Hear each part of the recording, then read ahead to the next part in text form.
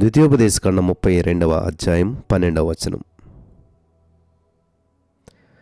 ప్రభువు మాత్రమే వాని నడిపించెను, అన్యుల యొక్క దేవుళ్లలో ఏ దేవుడును ఆయనతో కూడా ఉండలేదు. స్తోత్రం దేవా, ఈరోజు యొక్క వాక్యపు వెలుగులో మమ్మల్ని అందరినీ నడిపించి బలపరిచి కృప చూపించమని యేసుక్రీస్తు నామములో ప్రార్థించి నమ్మి పొందుకొని ఉన్నాం మా పరమ తండ్రి, ఆమెన్.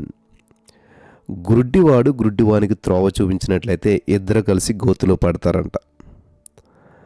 ఈరోజు చాలామంది సమస్యకు పరిష్కారం ఎక్కడుంది అని, ఎవరికో ఒక సమస్యకు పరిష్కారం దొరికింది కాబట్టి మనం కూడా అలాగే చేసేద్దాం. వాళ్ళు థ్యాంక్ యూ జీసస్ అని 10,000 సార్లు రాస్తే సమస్య పరిష్కరించబడదు కాబట్టి నేను కూడా రాసేస్తాను. లేకపోతే వాళ్ళ నైట్ అంతా కూర్చుని స్తుతించారు, సమస్య పరిష్కరించబడిపోయింది కాబట్టి నేను కూడా అలా చేసేస్తాను అని ఒకరిని బట్టి ఒకరు ఫాలో అవుతున్నారు. అది కాదు, ఒకరిని బట్టి ఒకరి విశ్వాసం పురుకొల్పబడాలి, కానీ ఒకరికి ఉన్నటువంటి ఆ యొక్క వేలు ముద్రలు ఇంకొకరికి లేవు. మరి ఐరిస్ అంటే కంటికి ఉండేటువంటివి ఆధార్ కార్డులో స్కాన్ చేస్తారు కదా, అది ఒకరికి ఉండేటువంటిది ఇంకొకటికి ఉండదు. యు ఆర్ యూనిక్ అనమాట. నువ్వు సంథింగ్ స్పెషల్, నువ్వు చాలా ప్రత్యేకమైన వ్యక్తిగా ఈ సృష్టిలో చేయబడ్డావు కాబట్టి నీకు నువ్వే సాటి, ఇంకొకరితో పోలిక లేదు నీకు. ఈ సత్యం గ్రహించాలి. ఒక అద్భుతమైన సంఘటన మీతో పంచుకోవాలని ఆశపడుతున్నాను. సహోదరుడు కృపావరం గారు ఉన్నారు. ఆయన కుంటుతూ నడుచుకుంటూ వెళ్తూ ఉన్నాడు.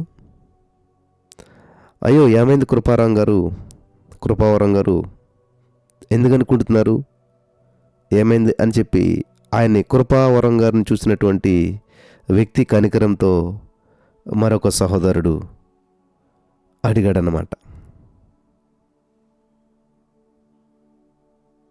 అడిగి ఏమైందంటే, ఇలాగా నేను కుంటుతున్నాను, ఏదో సమస్య ఉందంటే, ఓ నాకు కూడా ఇలాగే సమస్య ఉండేదండి, నేను కూడా ఇలాగే కాలు కుంటుకుంటూ నడిచేటువంటి వాడిని. అప్పుడు ఏమైందంటే నేను బోడిగుండు చేయించుకున్నాను, నా కాలు నొప్పి తగ్గిపోయింది అని చెప్పాడంట. అవునా అని వెంటనే నేను బోడిగుండు చేయించుకున్నాడంట. మరి బోడిగుండు చేయించుకున్నా కూడా కృపావరం గారికి కాలు గాయం తగ్గలేదు, ఆ కాలు కుంటడం మానలేదు. అయినా సరే గుండు గీయించుకుని ఆ కుంటుకాలతో నడుచుకుంటూ వెళ్తుంటే ఒక వ్యక్తి ఎదురయ్యాడంట. ఏమైందండి కృపావరం గారు అంటే, అయ్యా ఇలా ఉంది నా సమస్య, ఎవరో చెప్తే గుండు గీయించుకున్నాను అయినా నా సమస్య పోలేదంటే, లేదండి మీరు కాల్లో సమస్య పోవాలంటే మీ పన్ను పీకించుకోవాలన్నాడంట ఆయన. పన్ను పీకించుకుంటే కానీ మీ కుంటితనం పోదు, నేను పన్ను పీకించుకున్నాకే నా కుంటితనం అంతా పోయిందని చెప్తే వెంటనే ఈ కృపావరం గారు తన పన్ను పీకించేసుకున్నాడంట.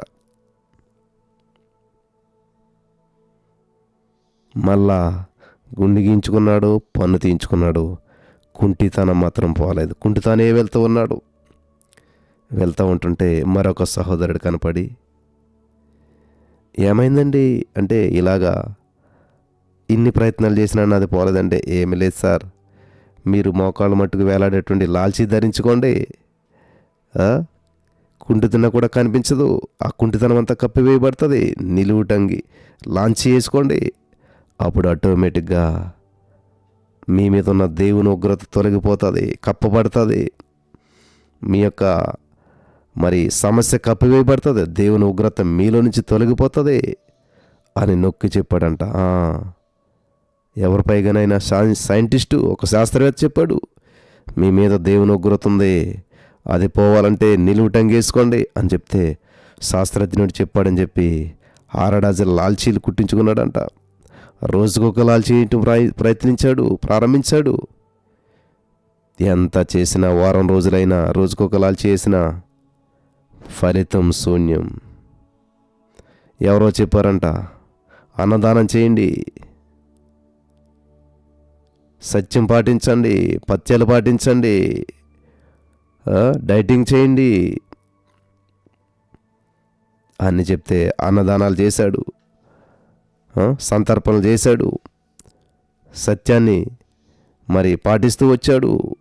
అలాగే భోజన ఆహార విషయాల్లో పథ్యం పాటించాడు. ఎన్ని చేసినా కానీ కాలు మాత్రం బాగుపడలేదు.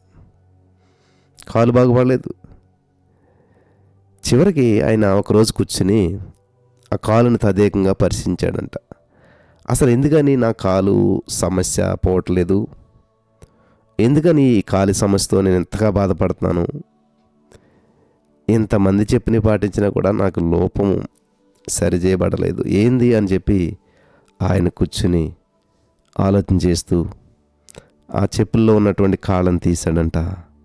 ఆ చెప్పులను పరిశీలించేస్తే చివరికి తనను తానే పరిశీలించుకున్నప్పుడు తన చెప్పులో గుచ్చుకున్నటువంటి ఒక మేకు కనపడిందంట. చెప్పులో గుచ్చుకున్న ఒక మేకు కనపడిందంట.